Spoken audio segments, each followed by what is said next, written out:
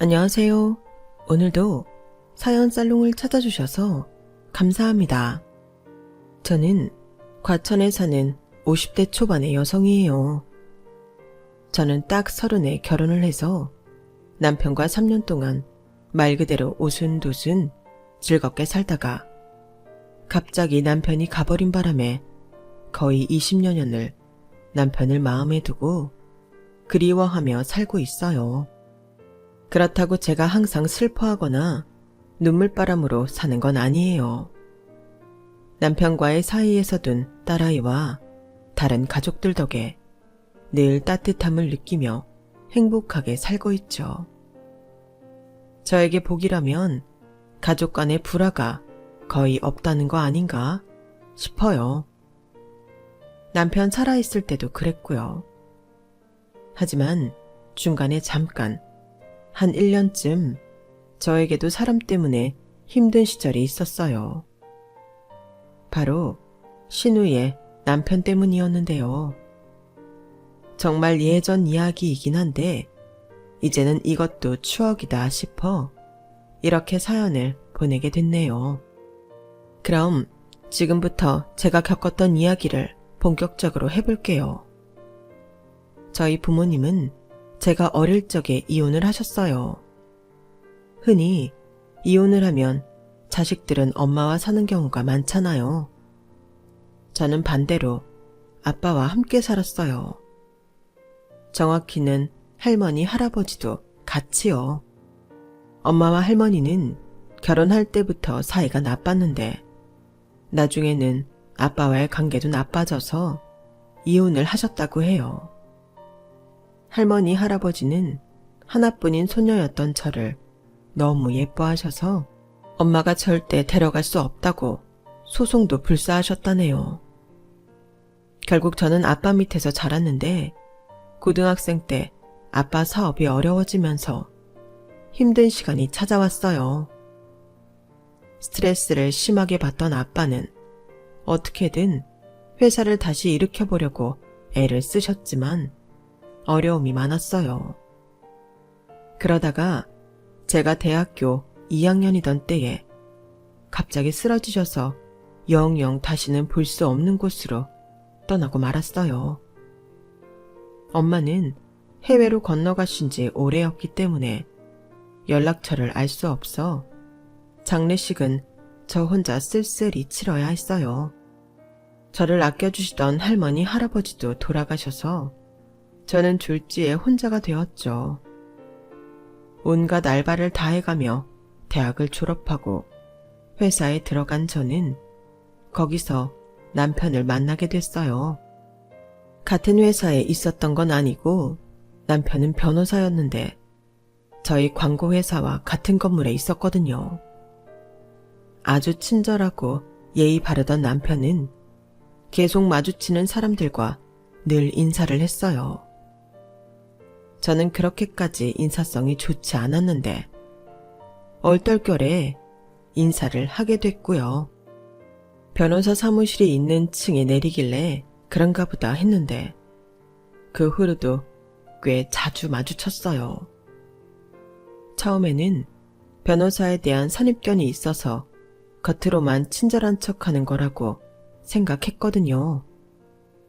그런데 언젠가 회사에서 꽤 떨어진 골목길에서 남편이 폐지 줍는 할머니를 도와 리어카를 끌어주는 걸 보고 꽤 감동받았네요. 자기 양복이 다 구겨지고 더러워지는 걸 아랑곳하지 않고 할머니를 끝까지 도와줬는데요. 가만 보니까 근방에 있는 어르신이며 가게에서 일하는 사람들한테도 다정하게 인사를 건네고 소소한 사는 이야기를 하는 거 아니겠어요? 저는 제가 너무 드라마나 영화에 나오는 변호사 이미지만 보고 사람을 판단해버렸구나 하고 반성했네요. 그런 사람이었으니 저하고 사귀고 결혼도 했던 것 같아요. 계산적이고 차가운 사람이었다면 변호사이니 더 배경 좋고 돈 많은 여자 찾았을 거라 생각해요. 아무튼 저희는 서로에게 인간적으로 끌렸고 3년 정도 사귀었어요. 저와 남편은 어느새 결혼이 기정사실화된 커플이었고요. 그러던 어느 날 남편은 저한테 자기 여동생을 소개시켜줬어요. 고등학생인 여동생은 남편하고 10살이나 차이가 났어요. 시부모님이 남편을 낳은 후 한 명을 더 원했는데 아이가 계속 안 생겼었다고 하더라고요. 저에게는 둘도 없는 신우이니 이제부터 신우라고 부를게요. 신우는 집안의 사랑을 듬뿍 받고 자란 정말 귀한 딸이었는데요. 사랑받아 티없고 밝긴 했어도 무례하거나 이기적이지 않았어요. 처음 보는 저한테도 어찌나 살갑고 편하게 대하든지 첫 만남부터 정이 확 가더라고요. 자, 소연아, 네가 그렇게 보고 싶어 하던 네 새언니 될 사람이다. 윤주야, 내 동생 소연이. 소연씨, 반가워요. 얘기 많이 들었는데 정말 듣던 대로 너무 예쁘고 귀엽네요. 좋게 봐주셔서 감사합니다. 언니야말로 정말 청순하세요. 왜 오빠가 좋아하는지 알겠어요. 신우는 저를 정말 잘 따랐는데 어릴 적 어머니가 돌아가셔서 나이 많은 여자만 보면 그렇게 정을 주고는 했다더군요. 저는 그런 신우가 안쓰럽고 너무 귀여워서 더 잘해주고 싶었어요. 결혼 전부터 저와 신우는 나이를 뛰어넘어 정말 절친이 되어버렸죠. 결혼식을 올리고 신혼여행 가는 길에 남편은 저에게 이렇게 말했어요. 윤주야, 정말 고마워. 소연이하고도 잘 지내줘서 너무 고맙고 네가 이렇게 나이 어린 동생 있고 홀시아버지 모셔야 되는 집이라고 나를 싫어하게 되면 어쩌나 걱정도 많이 했었거든. 근데 윤주 네가 소연이도 그렇고 아버지한테도 너무 잘해줘서 정말 기쁘고 좋다. 내가 너한테 정말 잘할게. 고맙다고 해야 할 사람은 나지. 경민 오빠도 아버님도 아가씨도 다 낳고 하나 다름없는데도 집안 같은 거 하나 안 따지고 온전히 나 하나만 봐줬잖아. 아버님도 너무 따뜻하시고 좋으셔서 돌아가신 아빠한테 못해드린 것까지 다 해드리고 싶어. 나도 오빠한테 더 잘할게. 앞으로도 잘 부탁해. 그렇게 결혼을 하고 저는 한창 뒷바라지가 필요한 신우를 위해서 시댁에서 함께 살기로 했어요. 물론 이 결정은 제가 했고요. 남편은 저한테 미안해서 안 그래도 된다고 했지만 제가 그러고 싶었어요. 처음에는 회사 다니면서 집안일을 하려니 혼자 살 때와는 확실히 규모도 다르고 일할 것도 많아 결국 회사를 그만두었어요. 그럼에도 저는 제 경력 같은 거 하나도 아깝지 않았어요. 그동안 따뜻한 가족이 그리웠었는지 시아버지가 있고 신우가 있고 남편하고 그렇게 넷이 복닥거리고 사는 게 너무 좋더라고요. 그들을 위해 제가 할 수 있는 일이 있어 행복했고요. 하지만 그런 행복은 너무나도 짧기만 했어요. 남편과 3년을 그렇게 살며 앞으로 더 행복할 일들만 남았다고 믿었건만 남편은 어느 날 갑자기 위암 말기 판정을 받았고 3개월 정도 투병 생활을 하고는 허망하게 떠나버렸어요. 엄마는 돌아가신 건 아니지만 일찍 헤어졌고 아빠도 보내드려 봤으니 이런 이별이 힘들지 않을 줄 알았는데 아니더군요. 사랑하는 사람과의 이별은 언제나 힘들었어요. 실은 남편을 떠나보낸 게 제 인생에서 가장 괴롭더라고요. 그때 저는 겨우 33이었고 신우는 막 대학에 들어갔을 때였어요. 우리 아이는 2살밖에 되지 않아 아무것도 모를 나이였고요. 시아버지는 제 손을 잡고 눈물을 흘리셨어요. 미안하다. 우리 경민이가 너무 빨리 가버려서 너를 힘들게 하는구나. 너 아직 앞날도 창창하고 서아도 어리잖니? 그러니 너 얼마든지 새 출발할 수 있어. 우리 신경 쓰지 말고 네 살 길 찾아서 가라. 너 잘못하면 평생 고생한다. 내 말 들어. 아버님, 저는 아버님하고 아가씨하고 같이 있고 싶어요. 오빠 가버렸다고 제가 획 떠나면 저 나중에 저 세상 가서 오빠 얼굴 못 봐요. 아버님하고 아가씨가 저한테 어떻게 해주셨는데 저 혼자 편하자고 떠나겠어요. 그리고 저 힘들지 않을 거예요. 아버님하고 아가씨 떠나는 게 더 싫고요. 제가 힘 닿는 데까지 해볼게요. 오빠가 남겨준 재산도 있고 저 할 수 있는 만큼 잘 해볼게요.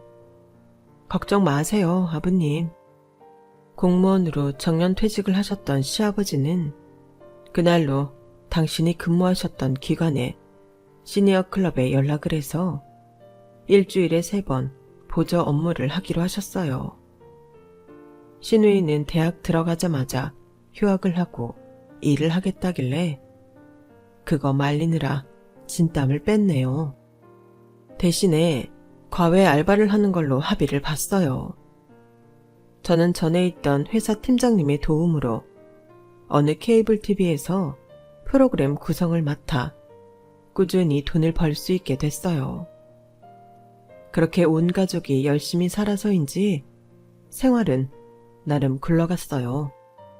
저는 녹화가 늦게 끝나도 집에 돌아오면 뭐 하나라도 가족들이 좋아할 만한 걸 직접 만들어 놓곤 했어요.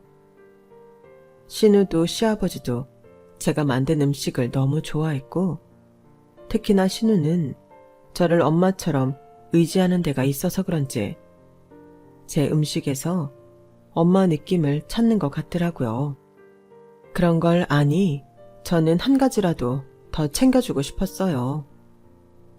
신우가 대학교 4학년이 됐을 때는 과외 아르바이트도 하지 말라고 하고 정말 엄마처럼 용돈도 시아버지 몰래 더 주고 가끔 밖에서 만나 맛있는 것도 사주고 옷이나 화장품도 사줬네요.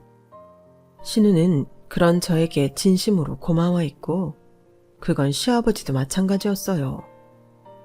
제가 신우한테 잘하는 걸 눈치채시고 일부러 저한테서 용돈도 안 받으실 정도였거든요. 남편이 갔어도 저희 가족은 모두 서로를 위하며 돈독하게 지냈어요. 딸아이도 건강하게 잘 커갔고 신우는 공인회계사 자격증을 따서 꽤 큰 회계사무소에 들어가게 됐고요. 그렇게 어엿한 사회인이 된 신우는 이제 저더러 더 이상 일하지 말라며 기어이 저를 집에 들어 앉히더니 가장 노릇을 하더라고요. 그렇게 신우가 4년 정도 일만 하자 저와 시아버지는 슬슬 신우가 결혼 생각이 없는 건가 걱정이 됐어요. 남자친구 사귀는 기미도 없었고 누구를 따로 소개하지도 않았었거든요. 대학 때까지는 그래도 좀 만나는 남자가 2명 정도 있었는데 이제는 아예 그런 것도 없는 것 같아서 좀 그렇더라고요. 저와 시아버지가 신우 선이라도 보게 해야겠다며 걱정하던 즈음에 저는 뜻밖의 만남을 갖게 됐어요. 바로 어릴 때 헤어졌던 엄마를 만나게 된 거였는데요. 해외에서 사업을 하며 오랫동안 살던 엄마는 노년이 되어 한국에 돌아와서 서울 요지의 건물들을 사고는 그 다음에 한 일이 저를 찾는 거였다더군요. 엄마가 할아버지, 할머니 때문에 저를 데려갈 수도 없었고 아빠와도 사이가 나빠져 헤어졌다는 건 알고 있었지만 어쩐지 제 마음속에는 엄마에 대한 원망이 있더라고요. 그래서인지 엄마와 만나고 싶지 않았고 괜히 심술 부리고 싶었죠. 그런 저와 저희 엄마 사이를 연결해 준 건 다름 아닌 신우였어요. 언니, 언니도 어머니가 왜 그러셨는지 다 알잖아요. 언니 섭섭함도 이해하는데 어머니 그동안 언니 얼마나 보고 싶으셨겠어요. 나이도 많으신데 언니가 풀어요. 저한테는 이렇게 말하고 엄마한테도 제가 얼마나 외로웠는지 이해해야 한다고 했다는 거였어요. 저는 신우가 고마워서라도 엄마를 만나야겠다 마음먹었고 대신에 신우한테 약속을 받아냈죠. 알았죠, 아가씨? 좋은 사람 생기면 꼭 결혼할 마음 갖기에요. 강요는 안 할게요. 인연이라는 게 억지로 생기는 거 아니니까요. 그렇게 해서 저와 아가씨는 약속을 했고 저도 엄마를 만났어요. 엄마와는 오랜 세월 회포도 풀었고 이제는 가끔씩 만나기로 했어요. 당시 저는 집에만 있기가 답답해서 동네 친한 아줌마가 운영하는 식당에 가서 아르바이트처럼 일을 했어요. 집에서 다들 말렸지만 뭐라도 해야지. 몸이 근질거려서 안 되겠더라고요. 그렇게 제가 쓸 용돈도 쏠쏠하게 벌고 재미있게 일을 했죠. 그리고 몇 달쯤 지났는데 갑자기 신우가 결혼할 사람이 생겼다며 남자를 데려온다는 거였어요. 저를 비롯해서 식구들이 전부 말 그대로 뛸 듯이 기뻐하며 남자를 맞이했어요. 알고 보니 남자는 신우의 고등학교 10년 선배인데 대학 때 고등학교 동문회에서 봤을 때부터 반했었대요. 신우가 받아주지 않아서 실망이 컸었는데 얼마 전 우연히 신우를 다시 만나서 엄청 들이댔다고 자기 입으로 말을 하더라고요. 남자는 이제 전공의 과정을 마치고 정형외과 전문의가 된 사람이었어요. 제가 원래 소연이를 찍었었거든요. 그런데 제 마음 한 번도 안 받아줬는데 이렇게 커서 다시 만난 걸 보니 이건 뭐 빼박이다 싶더라고요. 넘어올 때까지 찍어보자 했죠. 어째 말하는 게 저렴하고 사람이 가벼워 보였지만 신우가 좋다는 사람이니 저희 가족도 다 반가워했어요. 나중에 신우한테 물어보니 이렇게 말하더군요. 계속 나 좋다고 따라다니니까 다시 나한테 이렇게 해줄 사람 만날 수 있을까 싶더라고요. 그래서 결혼하자고 하길래 그러자고 했어요. 이게 맞나 모르겠지만요. 그때 신우한테 조금이라도 마음에 걸리는 게 있으면 다시 생각해 보라고 했어야 했는데 그러지 않았던 게 얼마나 후회되는지 모르겠네요. 아무튼 신우는 그 남자와 결혼을 해서 저희 집 근처에서 신혼살림을 시작했어요. 신우가 그러자고 했다는데 남자는 처음에는 싫어하는 기색을 보이다가 3년만 여기서 살고 이사가는 조건으로 합의를 했다고 하더라고요. 신우는 갑자기 저희와 떨어지는 게 영 마음이 안 좋았던 모양이더라고요.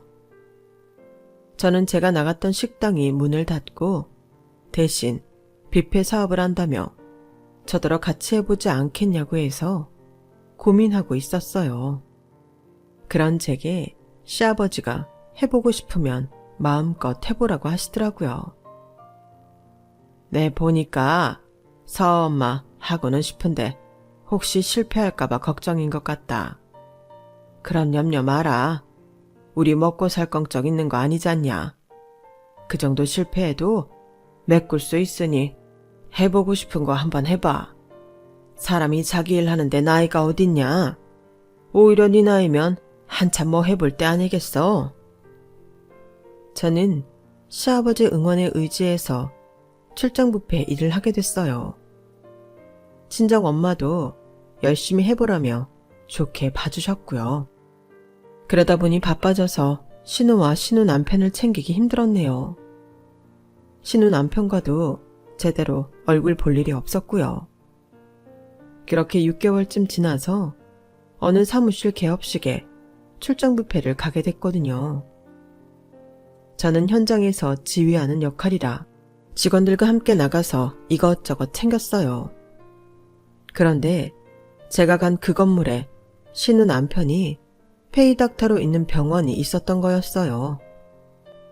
하필 신우 남편은 제가 뷔페에서 나오는 음식물 쓰레기를 분리수거해서 양손에 들고 버리는 장면을 봤는데요. 그때 신우 남편의 눈빛을 잊을 수가 없네요. 저를 경멸하듯 바라보다가 제가 아는 척을 하려고 하자 갑자기 쌩 돌아서 가버렸던 그 모습을요. 그 후 신우 남편은 다른 가족들 없는 데에서 제가 무슨 말만 하면 코웃음을 치거나 무시하는 태도를 보였어요. 하루는 저를 자기 병원 앞까지 부르더라고요. 뷔페 예약 때문에 음식 가격 맞추느라 바쁜 와중에도 저랑 자매나 다름없는 신우의 남편이 부르니 불이 나게 갔죠. 그랬더니 저한테 쪽지 하나를 주면서 건방진 말투로 이러는 거였어요. 거기 적힌 것 좀 만들어서 오늘 밤까지 저희 집에 갖다 주세요. 반찬이네요. 불고기, 물김치, 김치볶음에 초밥도 있네요. 아줌마, 그 정도는 해주셔야죠. 내가 소연이 때문에 그 동네 살기는 하는데 솔직히 나는 우리 집 가까운 데서 우리 엄마 밥 얻어먹으며 살고 싶었거든요. 하도 소연이가 자기네 집 근처에 살자고 해서 어쩔 수 없이 그러기로 했는데 그러면 내가 처가 가까운 데 사는 보람은 느끼게 해주셔야 되지 않겠어요? 그거 다 오늘 밤까지 부탁해요. 내가 밤 9시에 들어가니까 그때 초밥 먹을 수 있게 그 전에 해다 놓으세요. 거의 명령조로 말을 하고는 제 이야기는 들어보지도 않고 건물로 쑥 들어가는데 민망하기도 하고 마음이 참 이상하더라고요. 그걸 시작으로 신우 남편은 저를 이리저리 부려먹었어요. 드라이클리닝 할 옷을 저더러 세탁소에 맡기라고 하거나 신우가 출장 갈 때에는 자기도 골프 치러 간다면서 집 청소를 맡길 때도 있었어요. 저한테 대하는 태도는 아주 불량했지만 신우한테만 잘한다면 괜찮다는 마음으로 묵묵히 다 줬죠. 그런데 한 번은 저한테 반찬을 간 걸로 굉장히 면박을 주더라고요. 신우가 일 때문에 대기업 파견 나가 있을 때라 집에 못 들어오던 때였는데 그때 정말 저한테 시건방을 떨었어요. 이봐요 아줌마, 내가 멸치볶음에 아몬드 아끼지 말고 넣으라고 했죠. 그리고 이거 뭐야, 갈비찜이 왜 이렇게 질겨? 그리고 저번에 내가 맡기라고 했던 니트 세탁소에 안 맡겼던데 뭐 벌써 치매 와요? 왜 사람 말을 띄엄띄엄 듣지? 서방님, 나도 말했는데 니트 그건 세탁소에 안 맡겨도 되는 거니까 쉬는 날 집에서 살살 빨면 되겠다고 했잖아요. 그리고 갈비찜이 이것도 질기다고 하면 안 되죠. 뼈가 쏙쏙 빠지는데 이걸 질기다고 하는 건 억지예요. 멸치볶음도 그래요. 나는 아몬드 많이 넣는다고 넣은 거고 모든 음식에는 조합이라는 게 있는 건데 무조건 한 가지만 많이 넣으면 균형을 해치지 않겠어요? 그러니까 자꾸 쓸데없는 트집 부리지 마요. 참네, 웃기고 있네. 허드렛 일 하는 주제에 무슨 균형이니 조합이니 아는 척은. 그리고 빨래, 내가 왜 빨래를 하나? 정 세탁소 갖다 주기 싫으면 아줌마가 해요. 왜 세탁소 가고 아몬드 팍팍 넣고 갈비찜 부드럽게 하려면 돈 더 들어가니까 못하나? 하긴 뭐 고급진 걸 해봤어야 알지. 말 좀 조심하지 그래. 서방님은 나한테 아줌마가 아니고 아주머니라고 불러야 맞는 거지. 안 그래? 그리고 허드렛 일이라니. 내가 무슨 허드렛 일을 한다고 그래? 어쭈? 이제 막 반말하네? 소연이 없다고 본색 드러내나?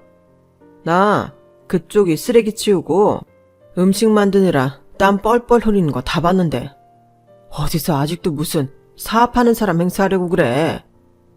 그리고 나한테 호칭을 놓네? 그럴 거면 그쪽도 나보고 의사 선생님이라고 불러요. 나는 댁 같은 사람한테 서방님이라고 불리는 거 아주 쪽팔리고 싫거든. 지금 말 다 했어요?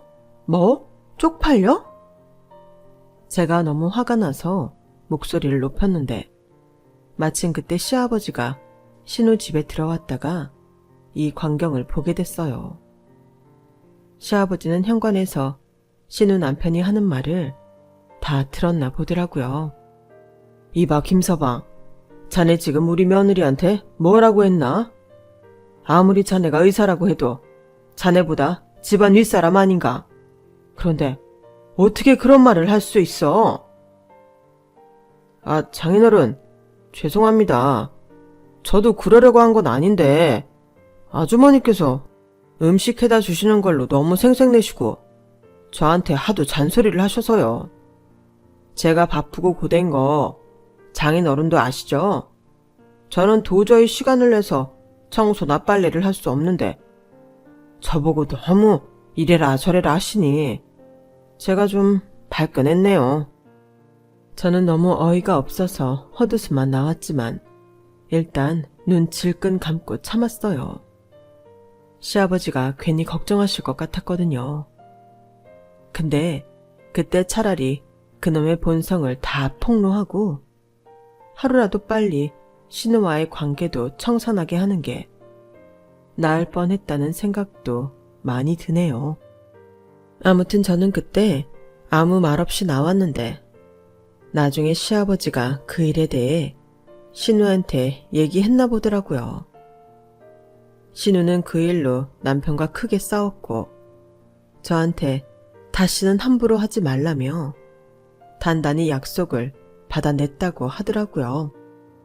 저와 신우 남편은 대면대면 지냈지만 그래도 신우 남편이 신우 있는 데에서는 저한테 공손한 척이라도 하는 걸 보고 그나마 신우를 좋아하긴 하나보다 라고 생각했어요. 그러다가 몇 달 후 신우 남편이 자기 병원을 개원하게 됐는데요. 신우 남편이 병원을 낸 건물이 바로 친정엄마 건물이었어요. 병원 자리를 알아보던 신우가 저한테 혹시 엄마 건물에 들어갈 수 있는지 알아봐 달라고 했고 제가 엄마를 신우한테 연결해줬거든요. 일이 잘 됐는지 거기에서 개원을 한다더라고요. 그런데 신우가 개원 파티를 병원에서 한다며 저한테 출장 뷔페를 부탁했는데요. 공교롭게도 딱 그 시기에 신우는 외국 출장을 가게 돼서 참석을 할 수 없었어요. 그래도 개원 파티니까 신우 남편이 저한테 함부로 할 일은 없겠다 하고 별 걱정 안 하며 준비를 했죠. 신우 남편 파티니까 더 신경 써서 음식도 만들었고요. 그런데 마침 시아버지가 허리를 삐끗하셔서 자리에서 일어나지를 못하셨어요. 결국 저희 집에서는 저만 개원 파티에 참석하는 모양새가 되고 말았죠. 저는 출장 뷔페를 준비하면서 직원들한테도 신우 남편 병원 파티니까 잘 부탁한다고 했고 직원들도 축하한다며 원래 주문했던 것보다 1.5배는 많은 양을 준비해줬어요. 그렇게 개원 파티를 준비해서 1시간 먼저 도착해 직원들하고 함께 열심히 세팅을 했죠. 눈치채신 분들도 계시겠지만 저는 관리하는 입장이라고 손 놓고 입으로만 이래라 저래라 하는 타입이 아니에요.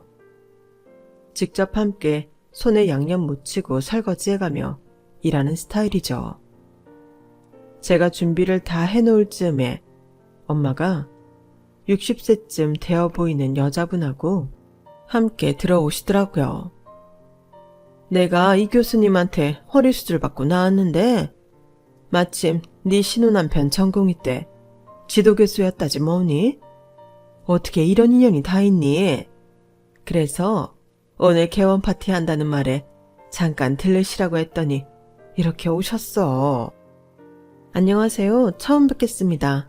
저의 어머니 잘 부탁드려요. 원 별 말씀을요. 저랑은 자주 안 보시는 게 좋아요. 저랑 자꾸 보고 친해지면 아프다는 뜻이잖아요. 그나저나 따님이 참 곱네요. 어머니 많이 닮았어요.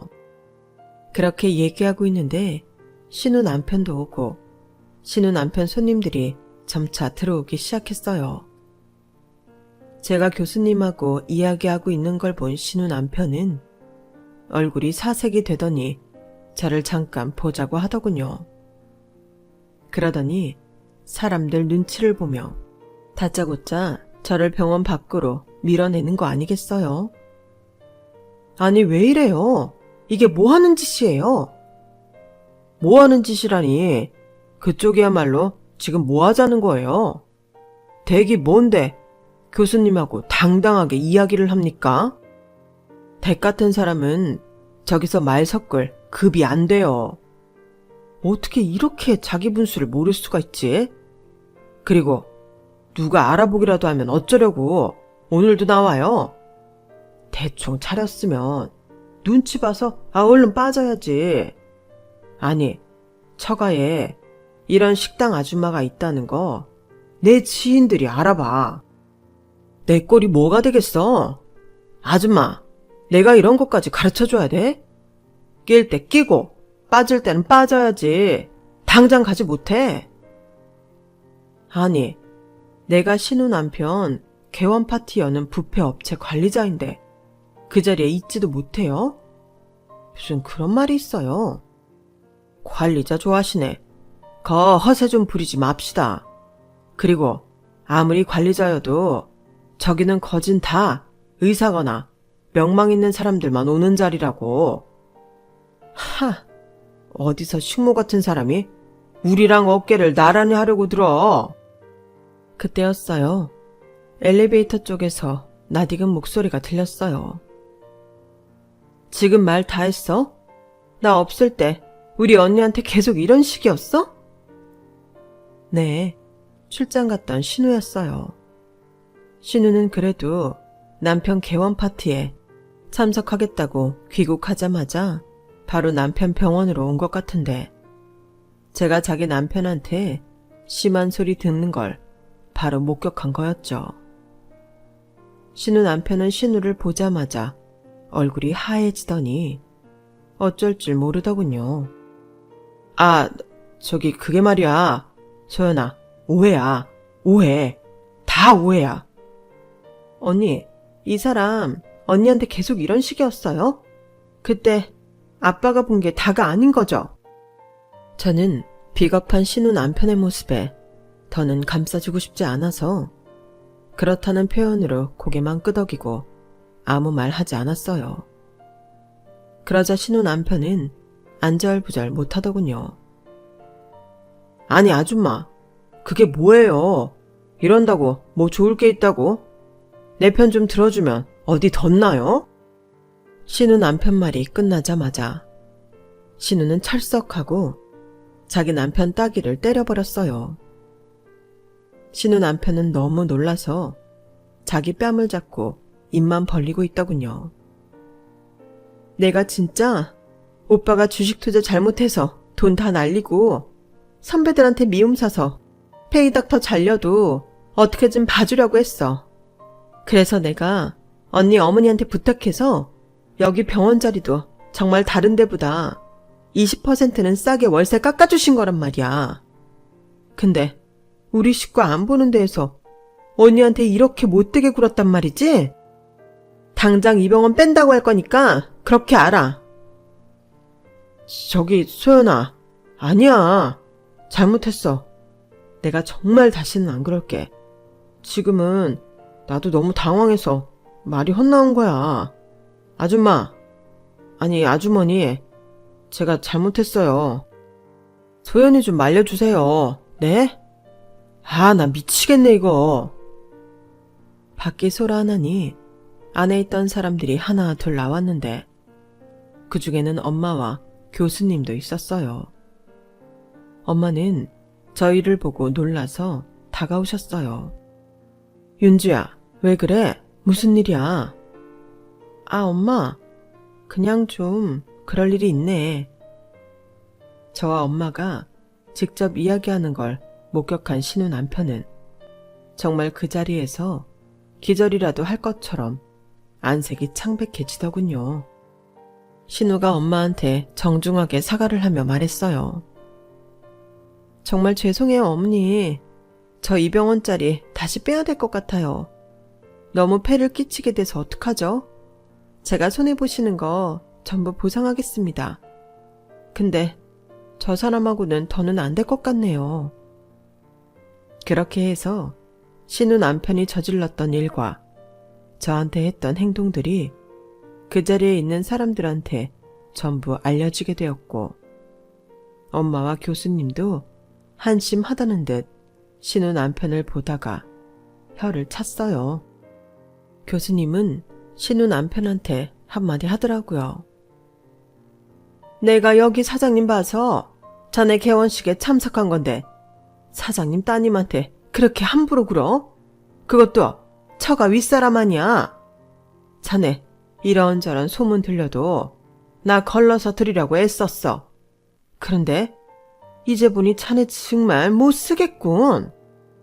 자네가 사람이 가볍기는 해도 나쁜 사람은 아닐 거라고 믿었건만.